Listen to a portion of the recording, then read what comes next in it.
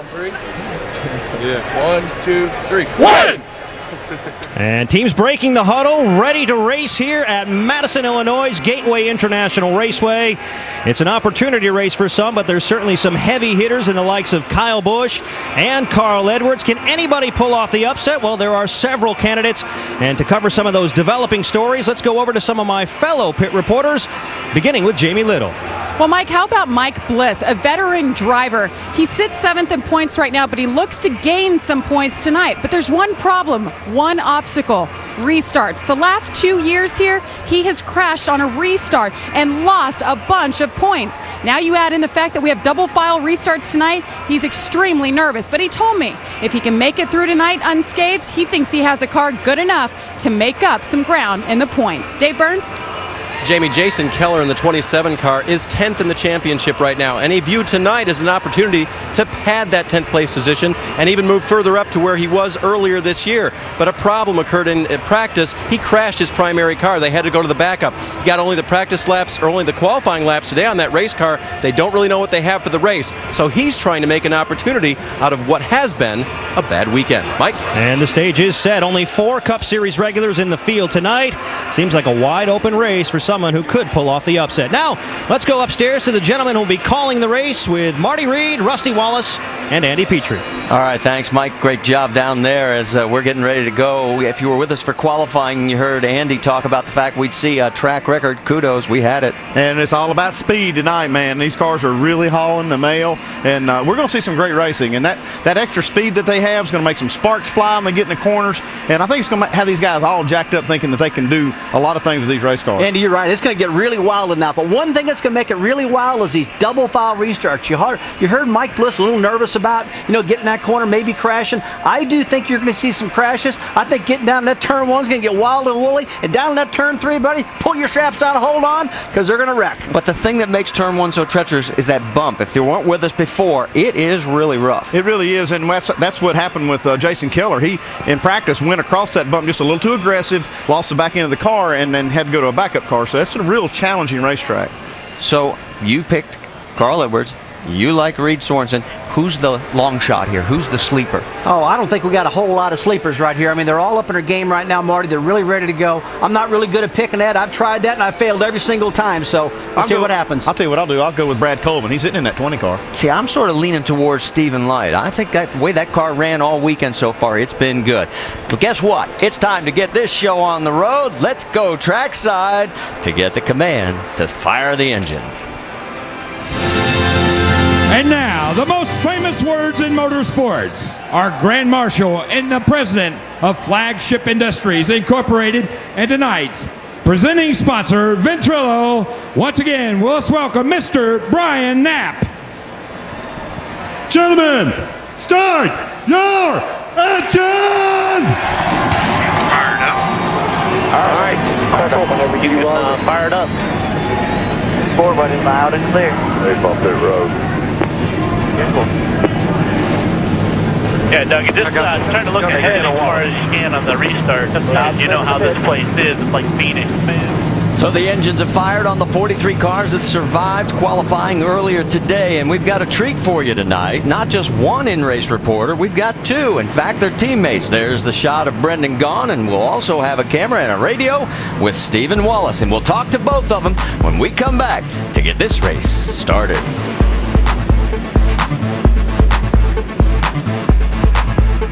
The Missouri-Illinois Dodge Dealers 250. We are getting ready for the 43 cars to make their way out, and there they go on the first pace lap.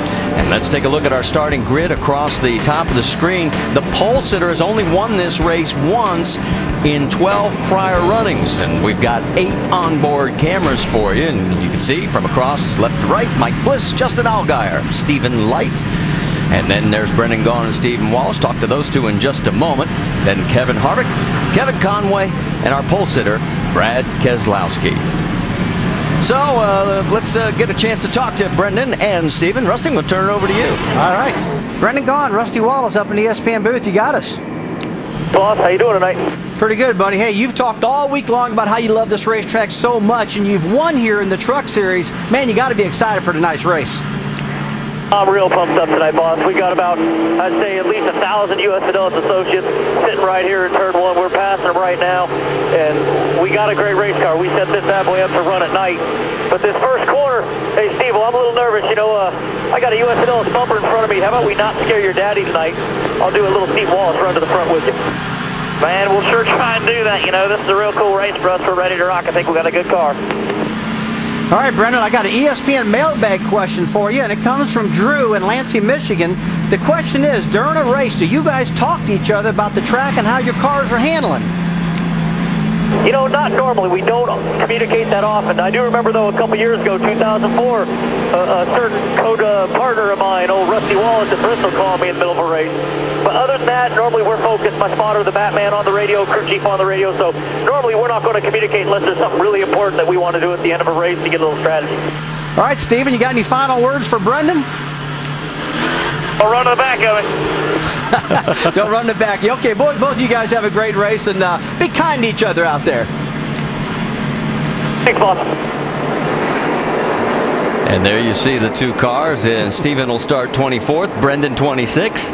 And our man over the wall tonight will be the front tire changer for Stephen Wallace's number 66, Mark Hollywood Armstrong. And yeah, there he is. And yeah, they don't call him Hollywood for nothing. Always likes to look sharp, and he does.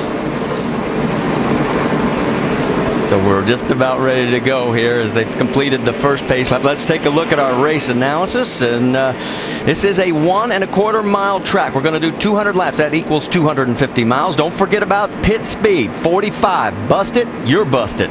Pit window, 70 to 75 laps. Turn 1, real tight, but higher banking, 11 degrees. Turns 3 and 4, 9 degrees of banking. And as everybody gets these tires warmed up, what would be your last word of instruction to your team if you were down there on the pit box? My last word of instruction, Marty, is be careful on the start of this race getting into turn 1, especially the guy on the inside. He flies down there, Andy, you well know, you get in that inside, you lose that air, you slide up in the guy outside of you, and it can cause a big mess, especially on a flat track. Yeah, we say it all the time. You can't win a race on the first lap, but boy, you can sure throw one out the window going in the first turn on the first lap. So, you know, that would be my suggestion to my driver. Look, let's just get through this thing and let it sort out a little bit. We'll have plenty of time to win this race. It's a long race. All right, we had 3 cars that are going to have to go to the rear of the field. 26 of Brian Keselowski, they had an engine change. Danny O'Quinn missed the introductions. That's a no-no also, so he goes to the rear. And Eric McClure tagged the wall earlier today in qualifying, and he's in a backup car, so he is the 3rd member going to the rear of this field. Lights out on the pace truck, so we'll be going green next time by for the first of 200 laps, fellas. Marty, I tell you, it's going to be tough on the start of this race. These guys run very low air pressures in these tires, about 30 pounds in the right side. And Andy, I think they'll probably get down around 9 pounds in the left-hand side tires. Takes a couple laps to get them up to speed. Yeah, down in the garage area yesterday during practice, you could see the cars coming in and out of the garage, and they didn't have much more than about 10 pounds in those left sides. This is a short track.